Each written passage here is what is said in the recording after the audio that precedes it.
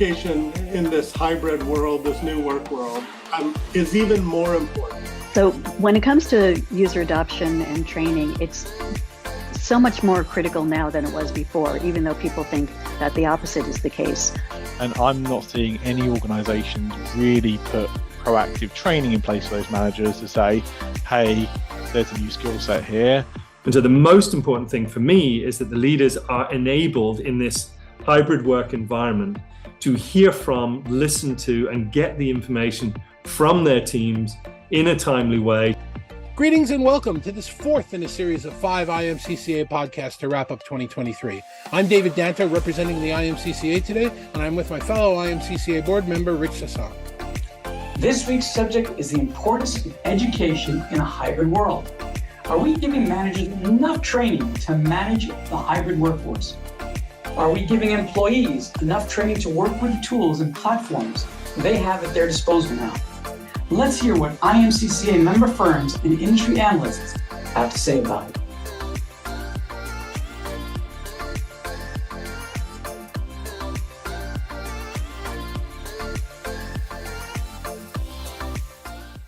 During the pandemic, we learned a couple of things. We learned that usage and adoption of technology has changed.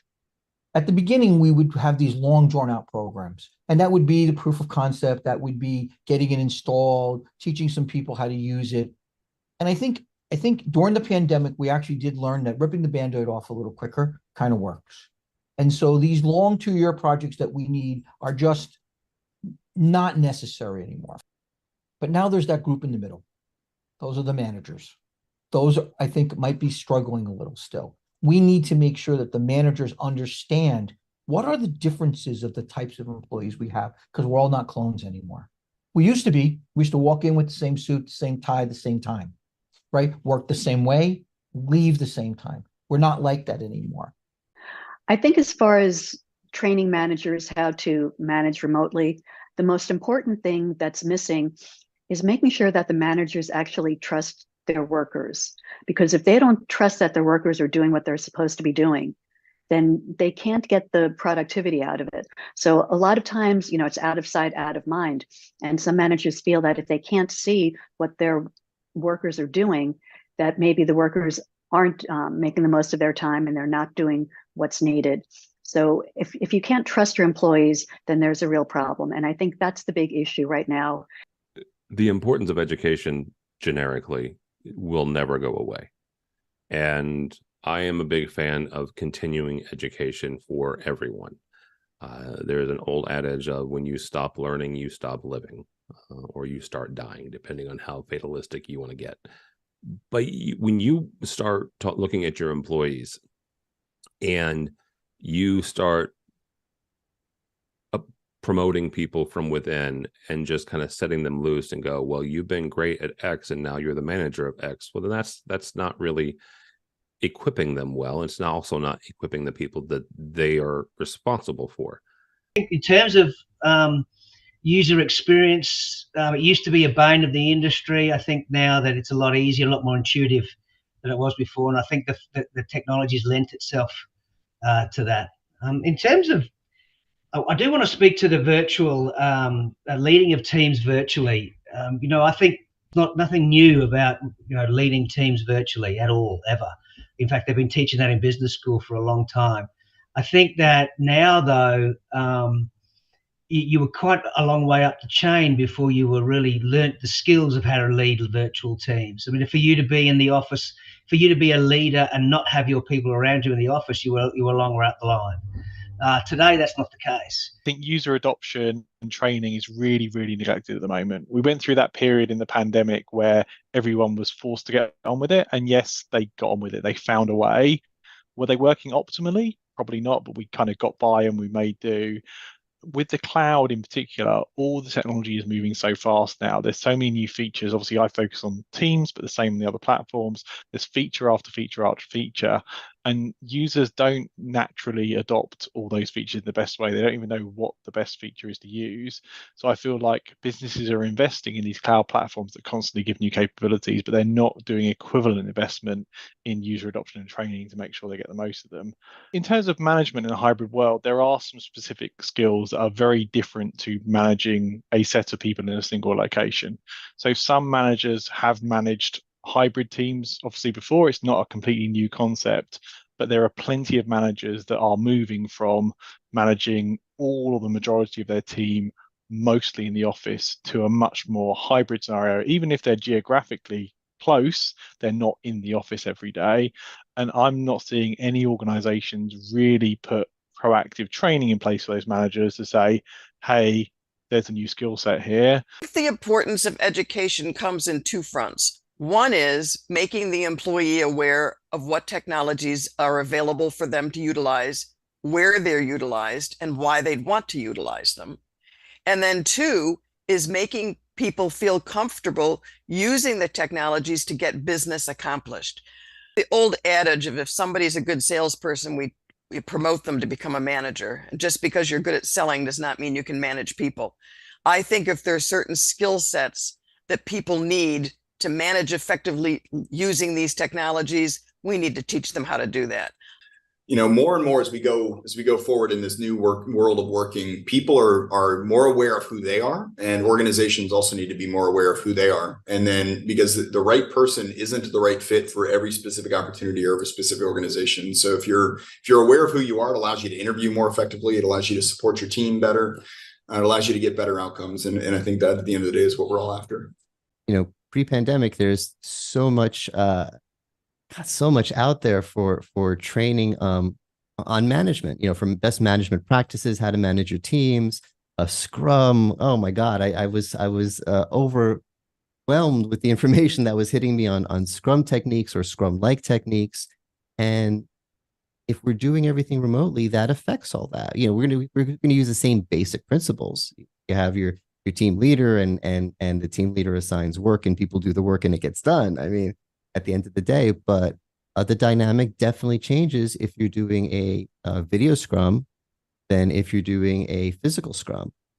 Managers, and especially middle management, often doesn't get training. Now, I do think progressive organizations are looking at this and saying we really do need to train our managers. Unfortunately, I think in many large organizations, the very senior people got specialized coaching, or people identified as, you know, up and comers. You know, sometimes they had some high performance programs, but the truth is it is more complicated to manage people when they're distributed.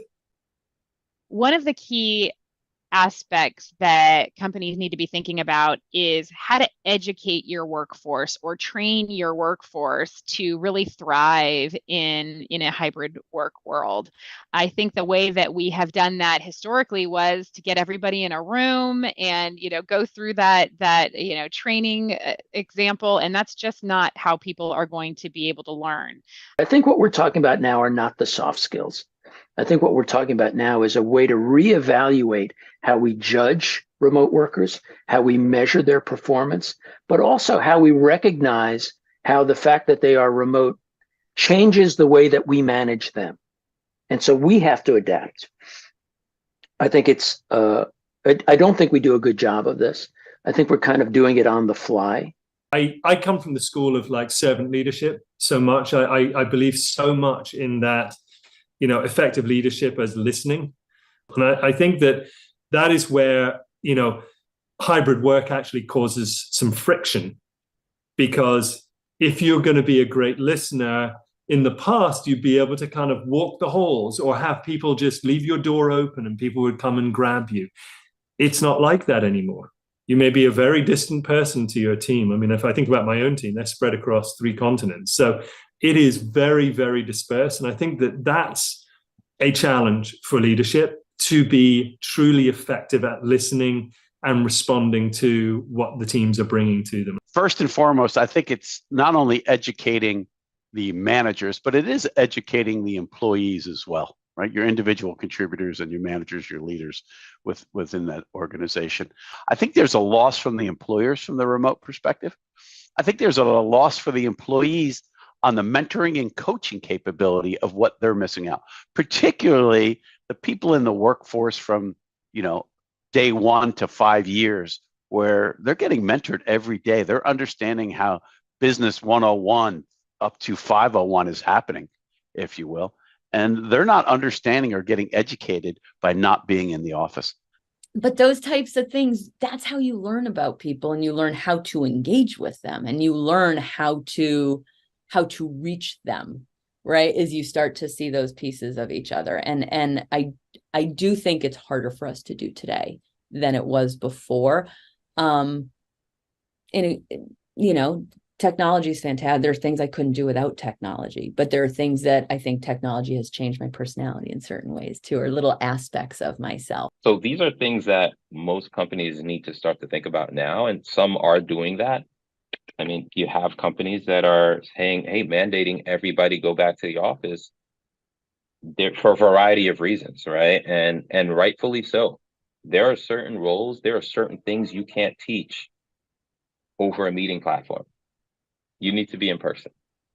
So in terms of training managers, I think one of the things that, regarding that emotional chasm that I talked about, we need to have some training for managers on inclusivity, teaching them how to make sure, as it is, even in person, if you have somebody that's quiet and that's shy, you can kind of see from just looking at them how much engagement they have in the meeting. You can kind of get some social cues, visual cues that they probably want to say something, but they're just a little shy too. And so you make an opportunity for them to do that.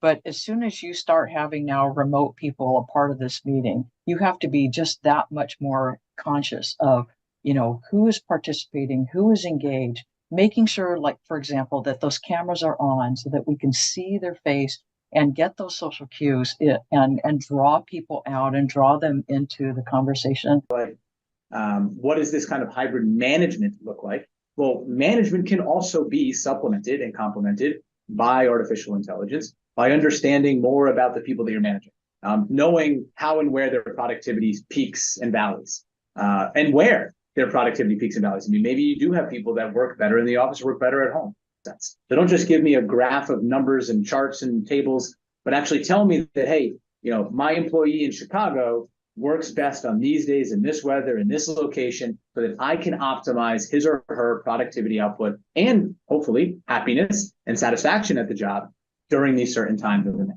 From the end user perspective, we do need more training, especially as the rate of new features and new capabilities come out. We've seen recently announcements from really every vendor in the meeting and collaboration UC space of AI generation capabilities, of features for things like events and note taking and storage, creation of informal communities and so on. So I think people are kind of in this overload. So I think training is going to be more critical than ever before. And our research shows that the majority of companies do invest in end user training, whether it's informal or whether they actually bring trainers in or purchase training software from a number of companies that are out there.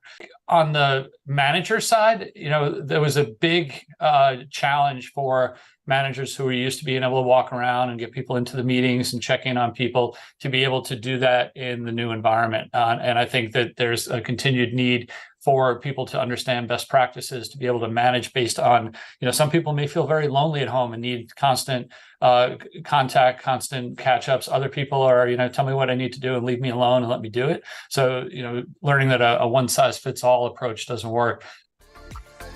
That's it for this week's 2023 Wrap Podcast. Join us next week when our topic will be the importance of meeting equity.